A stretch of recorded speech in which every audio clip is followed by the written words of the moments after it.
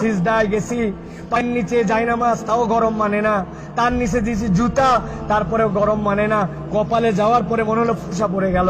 উঠার পরে সবাই তো তাড়াহুড়া করতেছে, আর উনি বলতেছে, আরে আমার পায়ের নিচে জায়নামাজ, আমার পায়ের নিচে জুতা, তারপরে আমার পায়ে গরম লাগে, আর আমার নবীর সাহাবীদেরকে কালেমা গ্রহণ করার জন্য এই পাথরের মধ্যে চিৎ করে শুয়ে রেখে বুকের উপরে পাথর জমাই দিয়েছে। আমার নবীর সাহাবীদেরকে পাগলা উটের পিঠে বেঁধে এই মক্কার অলিগলিতে টেনে ইচ্ছড়ে বেড়াইছে। এই জায়গাতে তাদের বুকের উপরে পাথর চাপায় আগুনের মধ্যে দিয়ে দিছে। তাদের রক্তের বিনিময়ে ইসলাম পাইছি।